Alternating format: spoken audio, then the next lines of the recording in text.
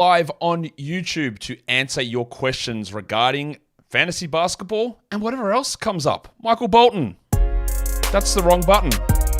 This one's Michael Bolton. Thanks, Josh. It's Michael Bolton here, and it's time for another episode of the Locked On Fantasy Basketball Podcast. Let's get to it. It's too early. Let's get to it indeed. You are Locked On Fantasy Basketball, your daily fantasy basketball podcast, part of the Locked On Podcast Network.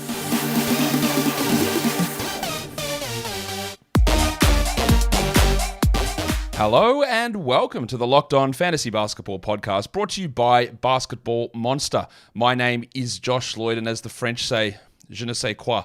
I'm also the lead fantasy analyst at basketballmonster.com, and you can find me on Twitter, as always, at redrock_bball, on TikTok at redrock_bball, and on Instagram at Locked On Fantasy Basketball. Today's episode is brought to you by Jace Medical. Empower yourself when you purchase a Jace case, providing you with a personal supply of 5 antibiotics that treat 50-plus infections. Get yours today at jacemedical.com. Use the code LOCKEDON to get $20 off your order. That is JASEmedical.com.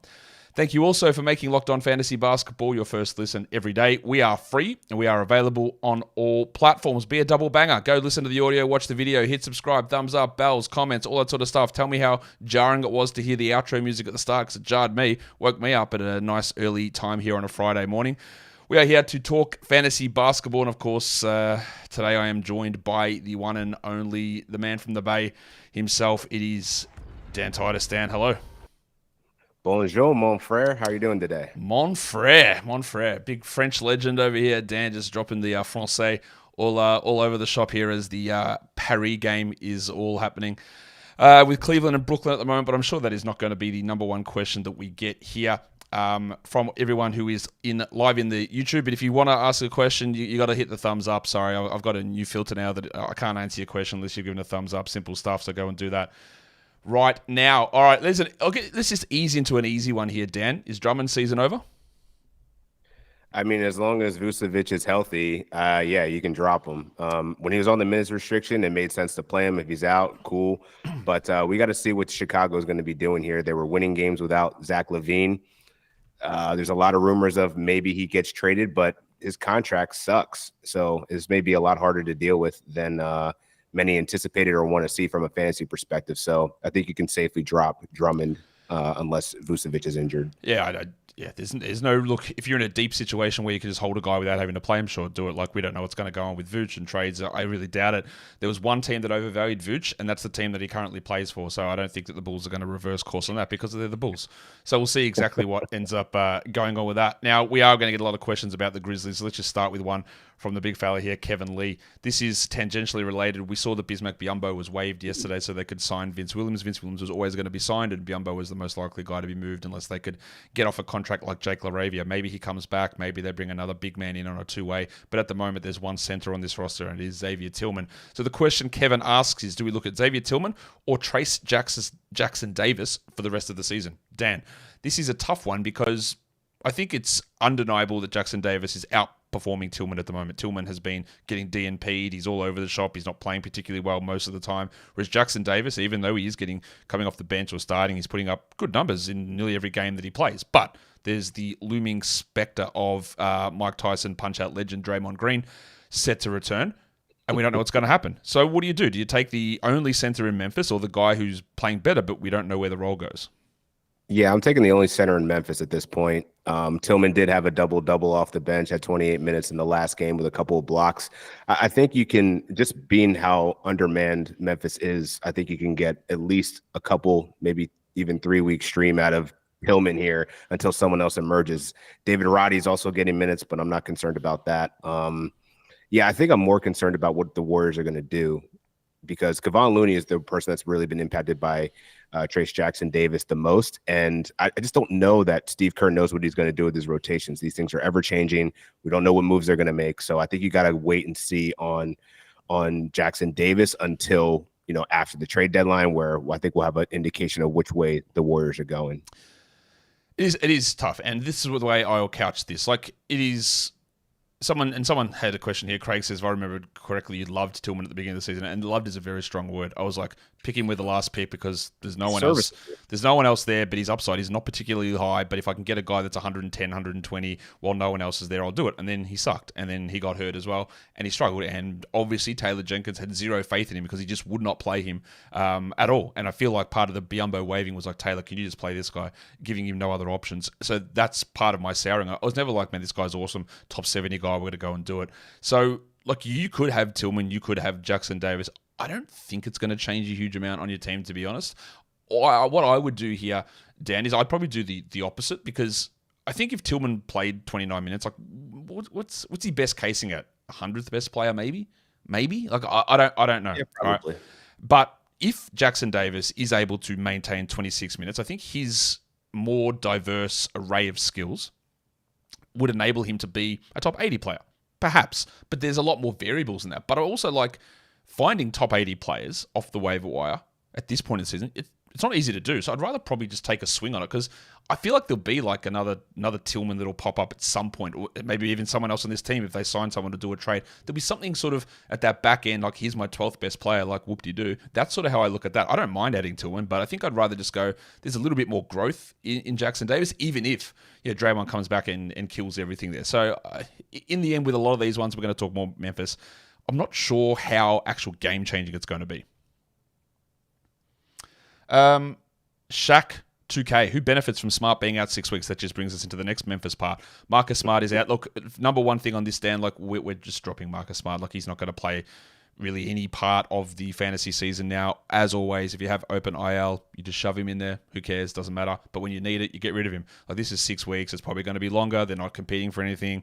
There's no point in holding on to Marcus Smart, who did have a really strong role. It lasted one game without Ja Morant there at the end of the season. So who benefits? And this is the problem, is I don't know. I could roll off 7 names here, and we could debate the merits of all of them, and I'm not sure that we'd even come up with a great answer of anyone who's going to just blow us away. Yeah, I mean, I just don't know who's going to be playing true point guard here. Like, I think this is the Desmond Bane show going forward, much as what it was earlier in the season. But, if you're looking for someone to pick up, I think an alternative addition to this, like, I don't know that Vince Williams Jr. is going to necessarily take over point guard duties, but he's been showing an ability to fill up the box score from a rebounding, assist, steal perspective. So not going to score a lot of points, but he can hit threes. I think he's probably the person that I would add in deeper leagues. He's under 30% rostered in Yahoo leagues, so I think you can get him. Dark horse, if you're talking deep leagues, Jacob Gilyard had a moment earlier in the season. Maybe he finds relevancy yet again, but I don't know that I'm adding him just yet off of this news.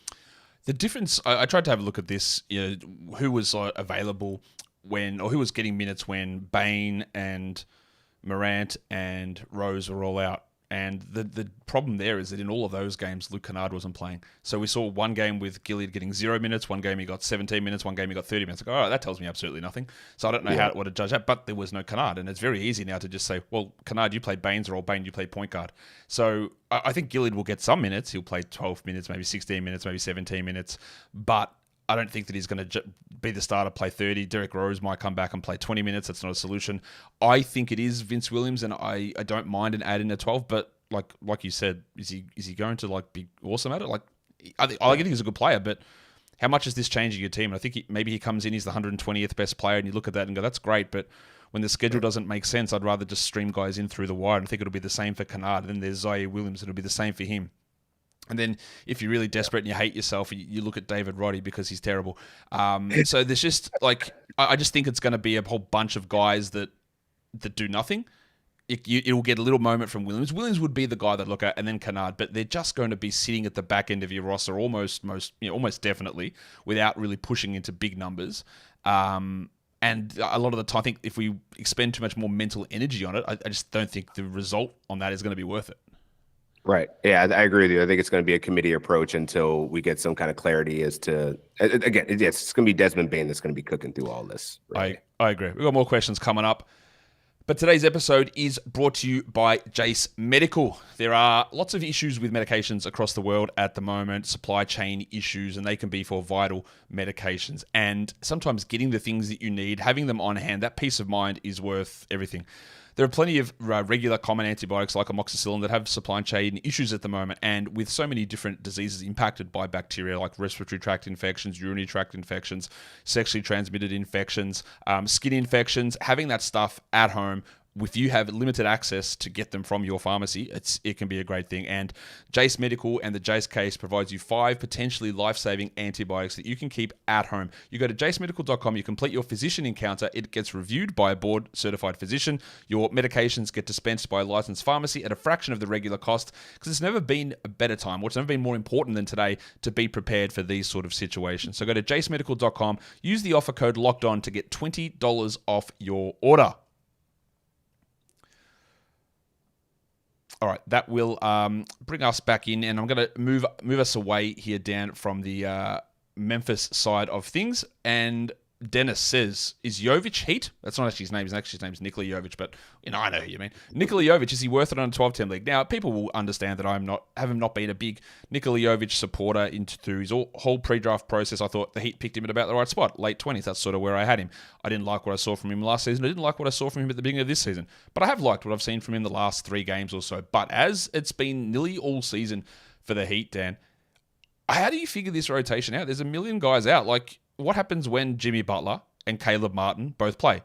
Does Jovic still start? Don't know. Probably not. Where does Hayward Highsmith fit in, who actually played more minutes than Jovic yesterday as a starter? Kevin Love has been doing well. Like, how do these guys get minutes? Like, Jovic's playing log is, let's go from the last game and then move backwards. 33, 21, 24, 28, 3. 10, 19, 0, 0. Like, it's all over the place. And his last 3 games have been really, really good. But if Martin is playing, if Lowry is playing, if Butler is playing, they'll all be in the rotation. And that means that 3 people have to be out of the rotation. And I would guess that one of those is probably going to be Jovic. So can you try it as a short-term stream? Yeah, maybe. But I don't see him forcing himself into a regular 30-minute role in this team. I don't see how that happens. No, I mean, this guy's 4% rostered in Yahoo League. So you must be, the fact that you're looking for him in a 12 team, I think there's going to probably be better options to stream. I would actually be more interested in Kevin Love if he's available, because even though he's seen less, I'd say he's seen more consistent minutes, and he's productive in 20 minutes per game. Like, that's all he needs. He'll give you rebounds, he'll give you threes, and he'll give you maybe a couple assists here and there. But I feel like the way that you handle the Miami Heat is just go for the guys that are consistently out there for 20 minutes, and that's Kevin Love. I would not be going into Jovic territory just yet unless, as you said, we get any kind of long-term prognosis of Caleb Martin's going to be out for a significant amount of time. Hayward Highsmith, same thing. Like, he's just next man up at this point. Yeah, that's how it feels. I did say I wasn't going to do more Memphis, but I am, because I didn't talk about one guy, and there seems to be a lot of different opinions of this guy. And Albert says, I think Aldama can be an option too, but the answer is Tillman. Yeah, whatever. Okay, Aldama. People have this idea that, what if Santi Aldama plays center? He never plays center. Like, that just doesn't happen. Maybe they'll go with it, but we also do have this sample size of no Steven Adams, even no Tillman earlier in the season. We saw no Morant, we saw no Smart, and Aldama did nothing. Like, he was not good. And there were times when they would start him next to Jaren Jackson, and then in the end they go, oh no, we're not doing this.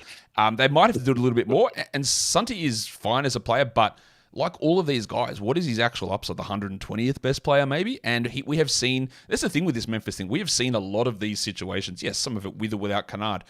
But we've seen a lot of this, and Santi does not play center. He might play power forward so Jaren can play center, but they've gone away from that so many times. His overall output has been so mediocre to bad the majority of the time that it's okay, but I just don't think you're on any sort of a winner thinking that he's going to be the replacement for Biyombo at center, because that's not the way that the direction they usually go, because he's a shit defender, really. That's really the biggest part of it. I really don't trust his health either. He's day-to-day right now with a knee injury, and I don't know. I'd trust the healthy body that appears to be Tillman right now.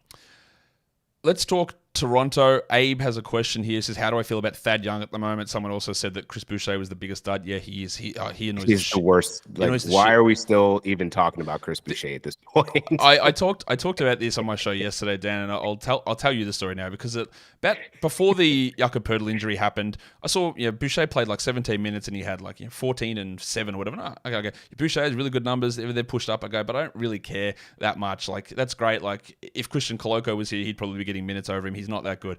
And then some guy called me up, man, you do anything you do to hate on Boucher. Man, you even bring up Coloca, you're a joke. And I went, okay. So I self-reflected, went, maybe I'm being too harsh. Maybe Boucher's. And then like straight away, Pirtle got hurt. I went, all right, Boucher's getting the backup minutes. Here we go. And then he plays fewer minutes with the starting power forward and starting center out than he'd played all season because he is bad and he has been bad for years and years and years. And I got sucked in by some dickhead trolling me in the comments. Apologies to that dickhead if he's watching. Boucher is bad. He has been bad for a very long time. And I've always defended like my mate Nick Nurse about like, oh man, Nick Nurse is the worst. Why won't he play Boucher? He won't play Boucher because Boucher is bad. That is why he wouldn't play Boucher. And then I got sucked into it yesterday. So, yeah, not that I was expecting Thad Young to play 30 minutes because nobody was. But that brings us back to Thad Young. What we saw from him yesterday in that game against the Clippers, I think is when I heard him announce the starter, first of all, I rolled my eyes and went, of course, the bloke never plays, so he's starting. But then I said, I think he's like a 20-minute to 22-minute a night starter. I don't think he's going to play these big minutes. And he played 24 last night. He had 8 points. He had a couple of steals. And that's, I think, more realistic than that first game where he had, 10, 6, 4, 2 steals, 30 minutes. That one against the Clippers feels more like what Thad will do. So what do you do with that? Is that an ad? Is that like, where do you view Thad from there? If the Raptors have a favorable schedule like last night on Wednesday, like I was streaming him. I use him in the center spot because he does have versatility in Yahoo leagues. So I think at best you can expect low end points, a couple of steals. Like if I'm picking up Thad Young, it's usually for the efficiency and the steals. But is this a long-term hold by any means for the next 2 weeks just because Jakob Poeltl's out? No. But if it's advantageous for your schedule, sure, he works. Just don't pick up Chris Boucher. That's what I was saying. Boucher's going to have 25 and 12 in 10 minutes next game with 7 blocks. You're right. It's 100. It's 100% happening. I already know this is going to happen. Colin Nesbitt, is Hartenstein a sell high? Will he keep up this performance? Colin, you know that when questions are worded this way, I get annoyed. Will he keep it up? I don't know because I can't tell the future. Is he a sell high? I don't think anyone... The amount of times that people ask me that he's a sell high means that he's not a sell high because everyone is thinking this. But I also don't think he's a sell high. I don't see what he's doing that's really unsustainable all that much. I mean, I would say he's a sell high just in terms of his ranking, but I think most people are probably surprised that he's seen 30 minutes a night, and that doesn't look like it's going to change. So, in my opinion, I added Hartenstein wherever I could find him, and I think this is something that's going to stick, man. Like even if he doesn't score, he's getting a crazy amounts of rebounds. The stocks are just you can't replace that, as well as the passing that he does from a big man. He's here to stay, man. So if you're going to sell him, you better get a substantial return. I'm still trying to figure out what that market is. I was talking to Raphael Johnson yesterday about Walker Kessler, and people are still holding on to him, thinking he's going to go off, and he could go off at the end of the season. But like, I feel like I'd rather have someone like Isaiah Hartenstein than Walker Kessler. Yeah, I think I would too. And for the foreseeable future, I think people don't because they've never really seen Hartenstein play. They don't really see it. Like, I don't think they understand that he's legitimately just good. Like, it's not like, well, he's a weird like situation this guy's putting. Like, no, he is actually good. If I'm looking at Dunks and Three's EPM, he's in the 100th percentile for defensive DPM. He's 94th percentile overall EPM at a plus 3.7. For reference, Julius Randle's 2.1. And he sits at 90th for estimated wins, which is based on cumulative minutes played. And he hasn't played that many. And this has been a constant pattern for him through his career. Houston, Cleveland, Clippers, and New York. He's always been good in the minutes that he's gotten. And now, it took a while for Tom Thibodeau to give him proper minutes because, we had to see what Jericho Sims could do. I could tell you what he could do, nothing. And now Hartenstein is getting the run, and it's not going away. And I know there was the Mitchell Robinson DPE stuff, and I talked about a lot of this yesterday. But, like, Hartenstein's just there, and just what he's doing is not entirely unsustainable. I really like what he's been doing. Yeah, he's been outstanding, and I think he's going to continue to do it. So, being with Tom Thibodeau and him playing as well as the advanced metrics tell the right story, the fantasy numbers, the production's there. I don't think you sell, man. I think you ride this out. This is going to be one of those waiver pickups of the year type of thing. I agree. Like, he was one that straight on, as soon as it happened, you've got to go and add Hartenstein. He was plastered all over my shows. And then the first couple of games, like, people were a little bit, and I think that might be a similar thing that TJ McConnell go, oh, that's not exciting. You played 21 minutes. Like, bro, like, just hold on, and then let's see where this goes. There's no way that happened. I just saw it. Someone said that Isaiah Thomas is signed with the Grizzlies to pick him up. Are we seriously going back to this? There's no way that is true. I forgot I saw that yesterday. Actually, that popped up on my phone. That's interesting. No. Okay, so now I know what you're saying. That was fake. That was a fake Woj account, which I blocked, and then it reappeared. It didn't happen. And even if it did happen, the man's cooked. We have seen him play for like 25 teams over the last 2 years, and he can't do it anymore. We've got a question coming up about Dejounte Murray, which we're going to get to in a second. So just think about that for a second, Dan. But today's episode is brought to you by PrizePicks. PrizePicks is the largest daily fantasy sports platform in North America. It's also the easiest and the most exciting way to play daily fantasy sports. It's just you against the numbers. Instead of battling against thousands of other people in a large field tournament with pros and sharks and spreadsheets and algorithms and all that sort of stuff, taking your money, you can just go in and take PrizePicks because it's just player projections. They put them up, whatever it is, points, rebounds, assists, steals, blocks. You just choose more or less. You do between 2 to 6 of those. They go into your entry and you can win up to 25 times your money back. You put 10 in, you get 250 back. If you win, of course. They've got the specials tab as well, where they've got the combo options where you can do multi-sport combinations like receptions and three-pointers made between 2 different players across the NFL and the NBA, and you choose more or less on that as well. It's fast, it's easy, withdrawals are fast and easy and safe as well. So go to prizepicks.com/LockedOnNBA, use the code LockedOnNBA for a first deposit match up to $100. That is prizepicks.com/LockedOnNBA. The promo code is LockedOnNBA, and you get a first deposit match up to $100. PrizePicks is daily fantasy sports made easy.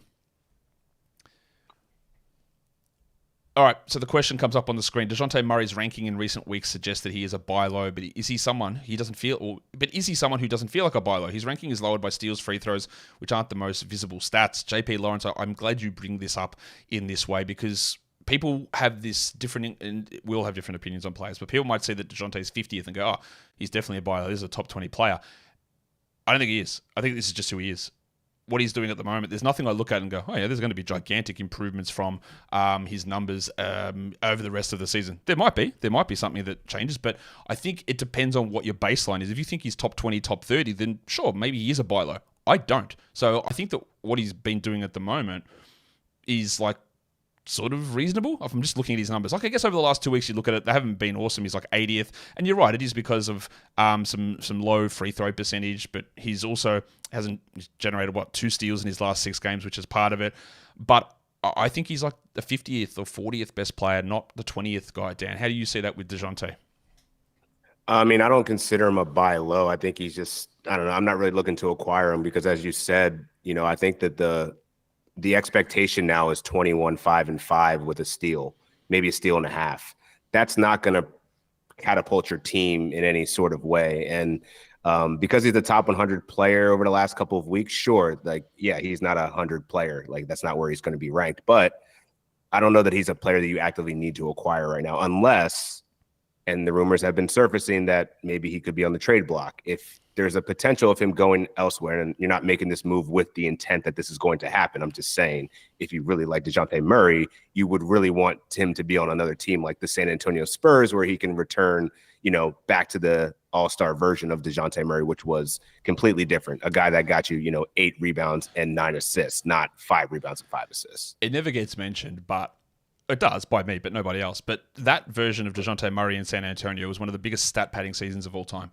The team was trash. They went nowhere. They just let him grab every rebound, have every assist, gambled for steals all the time. And you see that on a team that was actually in a different sort of structure, as he not as the guy allowed to do everything just like I think his rebound rate cut in half coming to Atlanta with proper centers grabbing the rebound and that sort of just, not that the Hawks are great because they're not great, but it was a big stat padding season. But the other rumor has been does he go to the Lakers or does he go to the Knicks? That's not improving his situation whatsoever. No, not at all. He's the same. He's the same, if not worse. I guess if he did go to San Antonio, it would be a better spot. But he's also not getting those rebounds he did last time because there's a certain man in the middle there who might be just having a little bit to say about grabbing some of those rebounds. And would Dejounte be, especially all the shit that he's talked coming out of San Antonio as well, some of the stuff, or part of the reason why he's on the way out of Atlanta is some maybe team chemistry issues as well. I don't know. I don't know what to make of it. I just know that I'm not trading for him or expecting him to improve significantly from here and then go to another team and blow back up, because I also think that some of that all-star stuff from him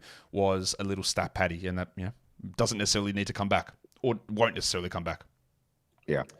What are you doing about Brandon Podziemski, who had a nice little run, and now we're seeing him get jerked in and out of the lineup, back and forward. His free throws are horrendous at the moment. I don't know what's going on with those.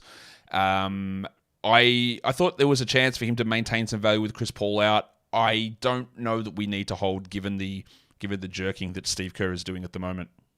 In a 10 team, you can definitely drop them. There's going to be many other options that are more secure in terms of minutes and also, fantasy production. I'm still holding them in 12 team leagues because I'm waiting out the fact that the younger guys are going to continue to get run. Andrew Wiggins is terrible. Oh my God. I think Odds might be that guy that we haven't really seen much of him from an assist perspective. And I thought he would pick up that facilitation. So I'm curious to see how that plays when Draymond Green comes back.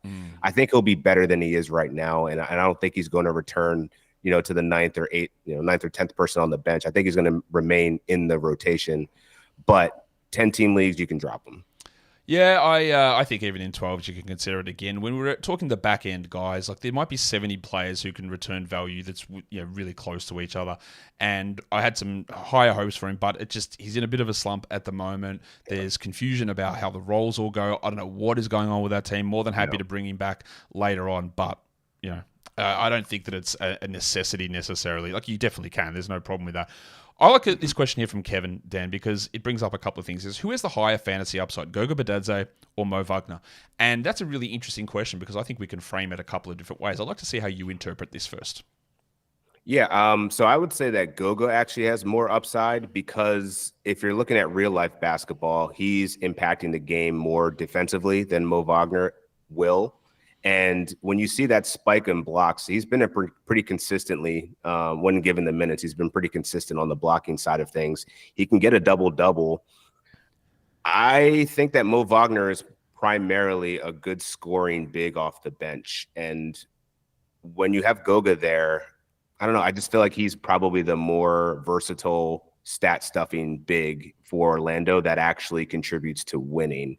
Mo Wagner's solid off the bench in his role, and I think that's where he's probably best suited. So I would give the edge to Goga. This is how I view this question, right? Like, who has the most upside? To me, the most upside is Mo Wagner.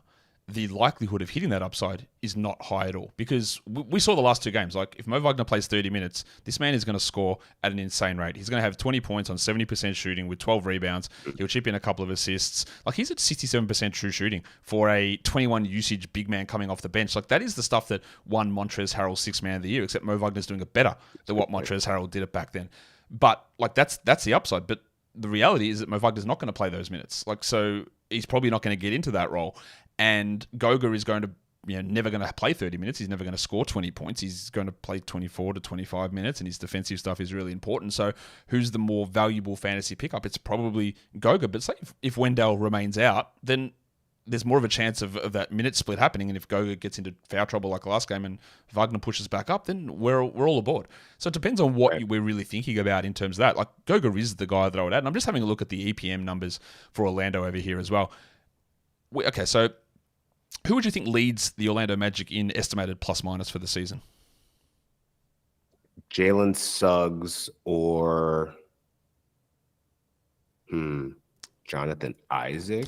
Jalen Suggs is second. Goga Bitadze is number one. Ooh. I knew Goga was making an impact for sure. I just didn't know it was that significant. It's Goga, Suggs, Franz Wagner, Paolo Banchero, and then it's Mo Wagner. So they're both in the top 5 of their EPM numbers for the season, which is pretty wild. That's ahead of Cole Anthony, ahead of Wendell Carter, of course, who's done nothing. Marco Fultz right down the bottom. But yeah, Goga leading the team. So he has been really impactful for this squad. That's an interesting question, I thought. All right, FK says, Spencer Dinwiddie got dropped in his 12-team league. Is it worth using number 1 waiver on him? First of all, Dan, I want a discussion from you on what do you're right. The answer is no, just I don't think he's worth an ad in general. But I think the first part I want to answer here is how do you prioritize or how do you value waiver priority? Yeah, I would say you're really just waiting to spend that. I would wait till waivers usually goes if you're just going through the general churn of, hey, this guy got hurt, and it's only a short-term absence, like a Cade Cunningham situation, like a Tyrese Halliburton situation. You're really waiting on that waiver, number 1 waiver priority for a Mitchell Robinson, Isaiah Hartenstein situation, where it's like, this guy's out for the season. Now I'm getting a player that can actually contribute for beyond a couple of weeks. So generally speaking, I hate these waiver priority leagues. Like I think Fab is the way to go. So I would totally recommend that going forward. More fair and just more fun in general. But I would try to wait it out as long as possible wait till waivers passes and then just do your normal churn of, the back end guys that you're going to be going through your roster. Don't waste your waiver claims on people like Spencer Dinwiddie because you're going to regret it. Spencer Dinwiddie, just for people's clarity, I don't necessarily think he's a 12-team league guy, but I'm not sure people are going to be rushing to add him after he's had 2 points in 16 minutes. It is a minus 20 over here, middle of the third quarter in the game in Paris, and Dennis Smith has been out playing him for a couple of weeks. So and sometimes like the waiver priority, usually it's only for like when someone gets dropped and they go to waivers and then they clear waivers and they go through free agency. So how often is like that going to be a really good? I just don't want to prioritize it all. I think a lot of the time you sit there and you wait, well, what if someone good comes? And then they don't, and you just sit on this and you've missed out on guys who could have helped you. Now, Dinwiddie's a bad example because he's not very good. But say someone dropped, I'm trying to think. I'm looking at these teams to see a name. Thinking like a RJ Barrett.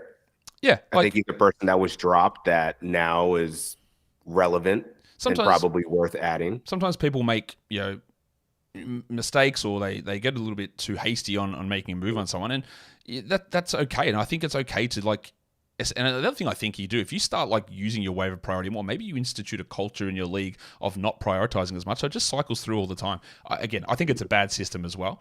And I think that you can paralyze yourself. Well, I've got number one, I've got to hold it for this great option that's going to come.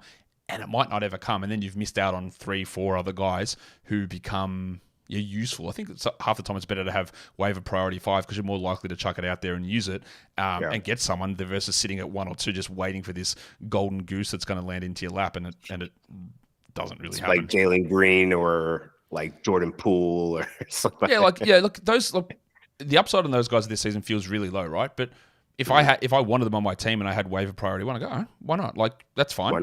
I'll use it, but who is going to drop like this awesome, unless your league is filled with idiots, which is possible, you could have just these good players like, man, Julius Randle's shooting 20%, I'm dropping him. Okay, well, if you're in a league like that, then I don't know what to do with you. But that's like, I just don't value it at all. All right, I would hope we would get one of these questions, and here it is. And I've just lost it, but I'm going to find it. Where did it go? When is Garland returning? Probably in a week or so. I'll just answer this one quickly. What is happening with Mikal Bridges right now? He's been absolute crap. Yeah, because he was not as good as what you thought he might have been at the end of last season. I think that's relatively obvious. The question is, and I can't find it. I'll just ask it to you now. What are you thinking we're doing here with Cam Whitmore?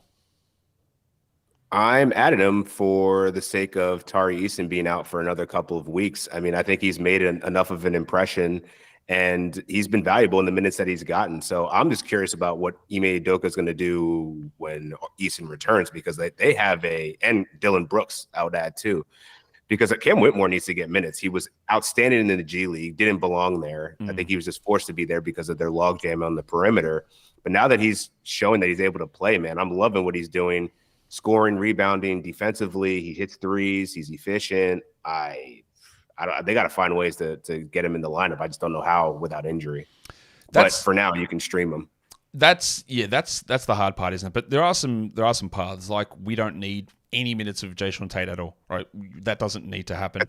But he always seems to get minutes. I don't know how, but like. But what was promising is that he started last game, got benched at halftime, played like 13 minutes, and Whitmore played 35 or 32 or whatever it was. It was a high number. And I went, okay, did Ime wake up to that one? I think the argument could be made pretty comfortably that Whitmore's a better prospect than Jalen Green, to be honest. Like, I don't think there's much of a debate about that. Maybe there is. But I think he's a very clear 14-team league add Whitmore. He's rebounding well, he gets steals, and he did all that at college. He's hitting threes, his percentages are strong. But you're right, in terms of where that path is when Brooks and Eason are back, it is really tough to find enough minutes to be valuable in a 12-team league. But try it out now for sure, and let's see where it goes. Dan, I reckon I've kept you long enough, so we'll end it here. Tell people what you've got going on, what people can find, all of your multimedia presence across the fantasy basketball landscape.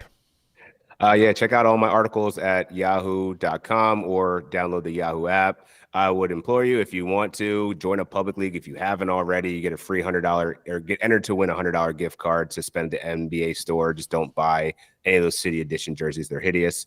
And then also tune into the Roto World basketball show every Wednesday at 1 p.m. Eastern on Twitch, where we stream. Go and check all that stuff out from Dan. Dan, thank you again for coming on and facing the grilling from the public here with these questions. Much appreciated. Au revoir. Oh, the French legend does it again. Guys, that'll do it for us today. You know what to do here at the end of the show. Hit the thumbs up, hit the subscribe, ring the notification bell, and all of that stuff. Guys, we are done here. Thank you so much for listening, everyone. See ya.